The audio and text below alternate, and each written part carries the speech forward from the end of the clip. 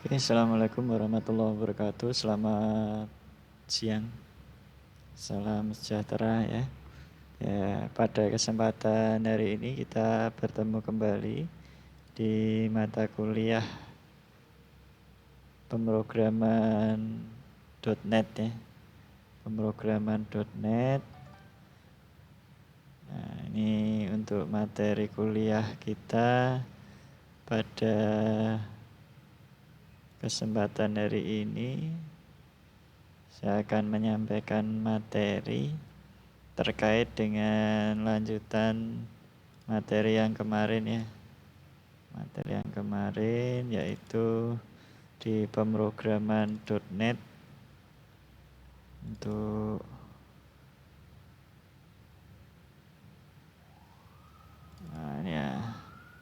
untuk database ya, pemrograman .NET untuk database.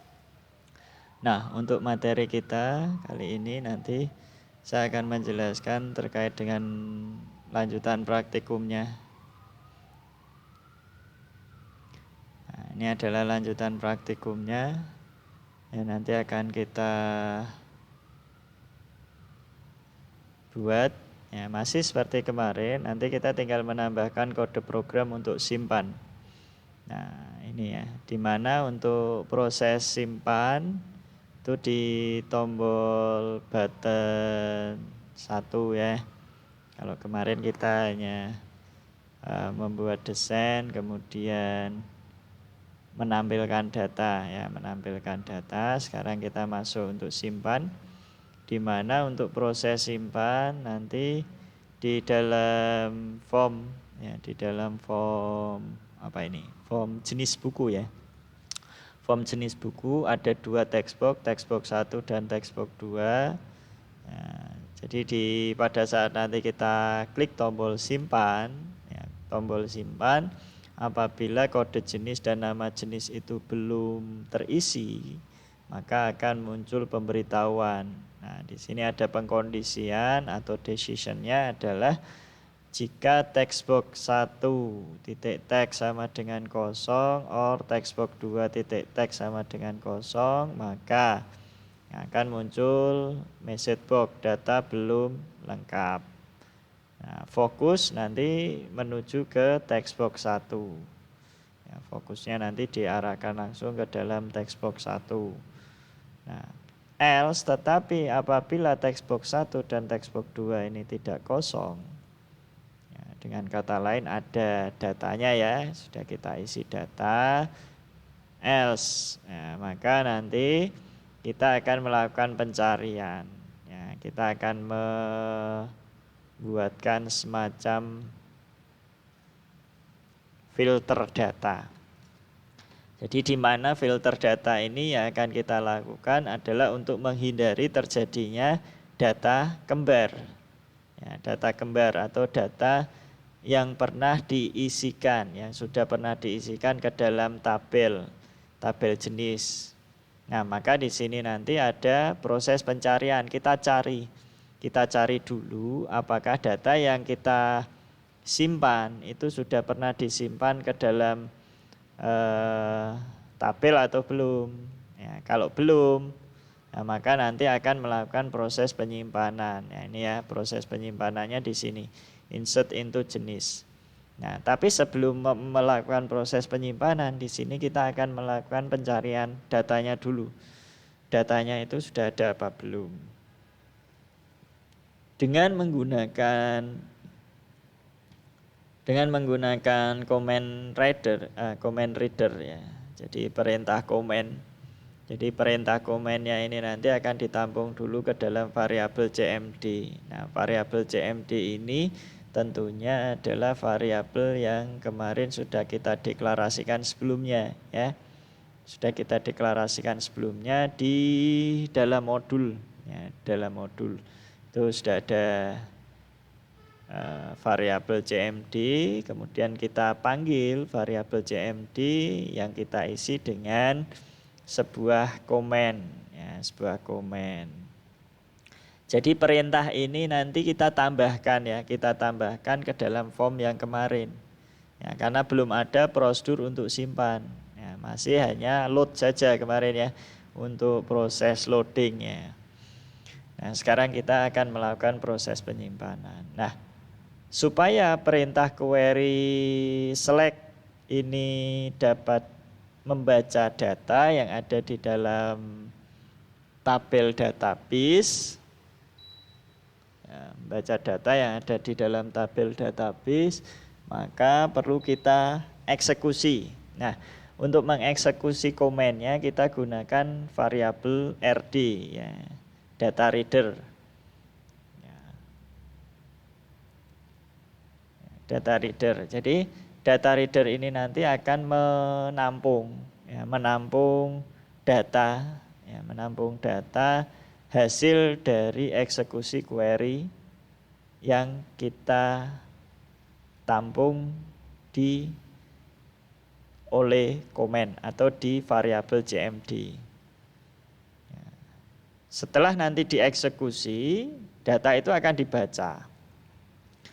rd.read.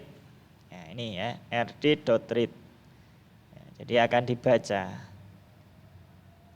Hasil pembacaan itu nanti akan menghasilkan data. Apakah data yang kita cari berdasarkan kode jenis, ditemukan atau tidak? If not, jika tidak, jika tidak ditemukan, rd.hasrow, artinya jika tidak ditemukan data di dalam data reader, then maka kita akan menyiapkan variabel simpan dengan tipe string, yaitu insert into jenis, kode jenis dan jenis. Values, nilai datanya diambilkan dari data yang ada di text box 1, data yang ada di text box 2. Nah, penulisannya ini untuk data yang ada di dalam text box supaya bisa tersimpan ke dalam file kode dan file jenis, maka harus diapit dengan tanda petik 1 dan petik 2. Ditutup dengan petik 2, petik 1. Ya, diawali atau dibuka dengan petik 1, petik 2, ditutup dengan petik 2, petik 1. Nah, hasil query-nya juga nanti akan ditampung ke dalam komen, ya, oleh db komen dari variabel simpan yang kita koneksikan ke dalam database. Nah, baru kita eksekusi non query ya. Kalau eksekusi non query ini pakainya adalah cmd langsung ya, tidak perlu ditampung ke data reader. Ya, yang perlu ditampung ke data reader ini adalah yang terkait dengan data yang akan kita tampilkan. Ya, set data yang akan kita tampilkan, yang kita ambil data-data tersebut melalui perintah query tadi. Ya, baru kita tampung di dalam data reader. Tetapi kalau berupa perintah proses seperti insert, update, delete, ya, itu langsung kita gunakan oleh db comment, kemudian kita eksekusi dengan perintah atau library-nya adalah execute non query. Apabila pernyataan query-nya berhasil, maka akan memunculkan pesan message box, ya, simpan data sukses, and if, ya, langsung ditutup. Ya, tetapi kalau tidak ditemukan, ya, tapi kalau data ditemukan, maka nanti akan menampilkan call tampil jenis. Nah, call tampil jenis ini adalah dia berupa variabel ya. Dia berupa variabel. Ya, sebentar saya bukakan.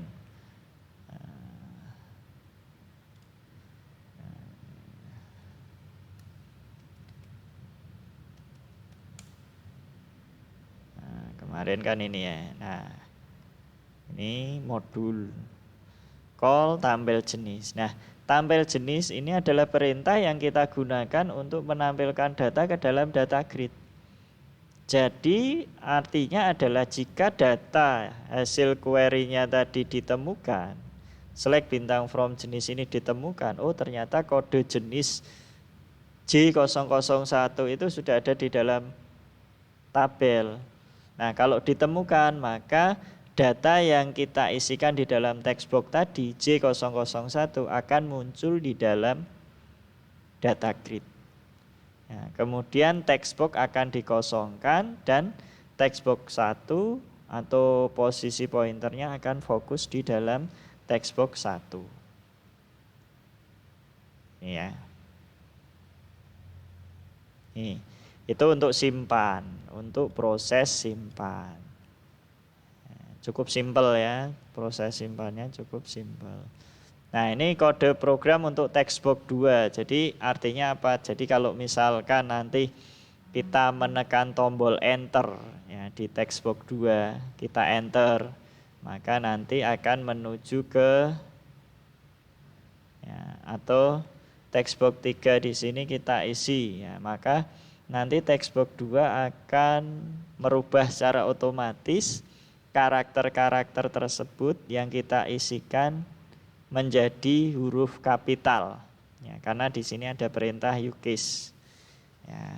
Jadi akan merubah secara otomatis nilai data yang kita isikan, nilai data teks yang kita isikan di dalam text box 2 akan dirubah menjadi data kapital.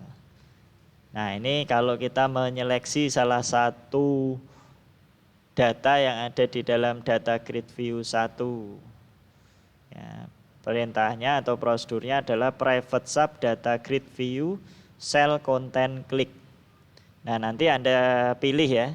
Anda pilih dari combo objek atau combo class, kemudian di sebelah kanan eventnya Anda pilih cell content click ya, kombonya dicari data grid view 1, eventnya adalah cell content click ya. Jadi nanti kita akan membuatkan pengisian secara otomatis sesuai dengan data yang kita pilih dari data grid tersebut. Akan muncul di dalam text box 1 dan text box 2. Nah, begitu muncul datanya, akan kita bisa merubah ya, misalkan kita mau merubah data jenisnya ya, misalkan ada salah karakter atau salah ketik mau kita update ya, maka nanti akan muncul. Setelah muncul silakan diedit, diganti teksnya, baru nanti untuk proses simpannya kita simpan dengan tombol ubah di sini ya. Fungsi tombol ubah ini adalah nanti untuk mengupdate ya, prosesnya hampir sama seperti insert tadi ya. Ya, prosesnya sama ya. Jadi yang terkait dengan proses itu tidak perlu ditampung di dalam RD ya, langsung CMD dieksekusi query-nya ya. Hapus juga sama, CMD langsung dihapus ya. Ya, supaya refresh datanya, supaya datanya refresh, apa yang kita perbaiki tadi, yang kita rubah datanya tadi, begitu kita simpan atau kita klik ubah, klik tombol ubah, maka yang ada di data grid itu akan muncul datanya sesuai dengan data yang terakhir kali kita ubah nilainya ya. Jadi langsung terrefresh, muncul di dalam data grid view. Karena ada perintah untuk memanggil subprosedur tampil jenis. Dan juga nanti text box-nya akan kembali kosong. Pointer fokus di dalam text box 1. Nah, ini untuk menghapus. Ya, ini untuk tombol batal. Prosesnya hapus sama. Text box 1 ini juga sama ya. Text box 1 key press.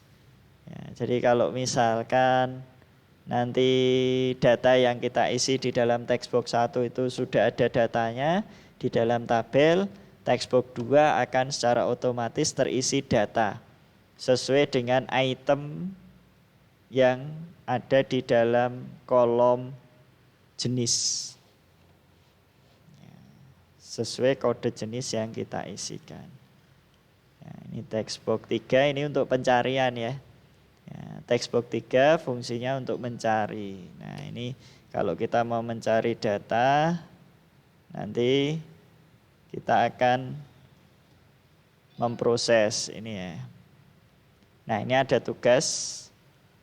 Nah, tugas ini poinnya nanti 50 poin ya. Tugas membuat form, menyimpan, edit, hapus ya, menyimpan data, edit data, dan hapus data. Ya, kolomnya ini nama, alamat, nomor telepon, email. Nah, nanti dikirim ke Classroom seperti biasa ya. Ya, ini tambahannya, silakan hari ini dikerjakan ya. Dikerjakan, ini Classroom-nya saya siapkan. Ya, Classroom-nya saya siapkan. Classroom. Ya, KAP 17.1.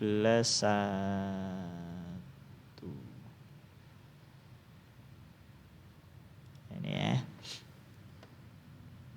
Saya tambahkan classwork, assignment, tugas, database. Nah, untuk yang tugasnya dikumpulkan ya, kalau bisa hari ini sekalian ya. Kerjakan latihan dan tugas yang ada di dalam modul.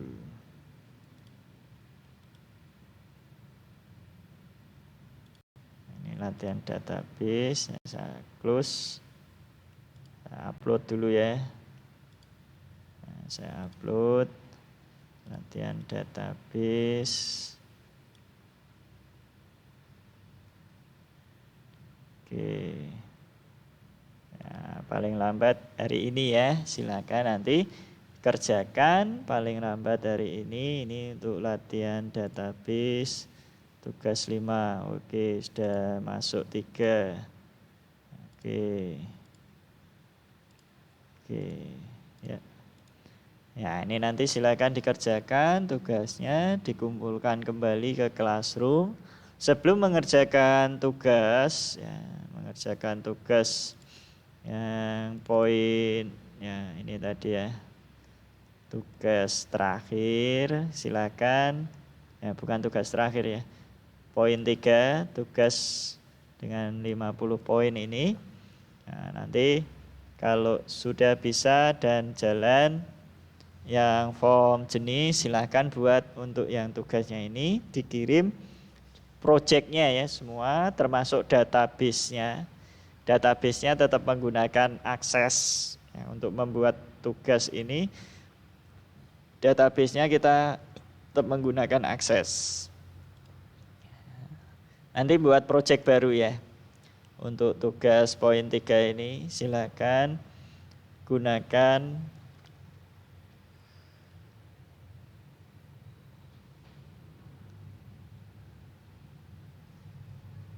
ya,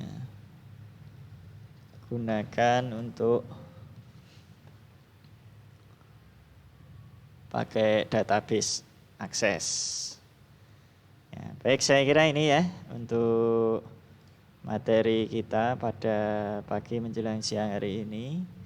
Ya, tambahan materi yang kemarin, nanti silakan dikerjakan beserta tugas latihan, tugas database itu tadi dikerjakan.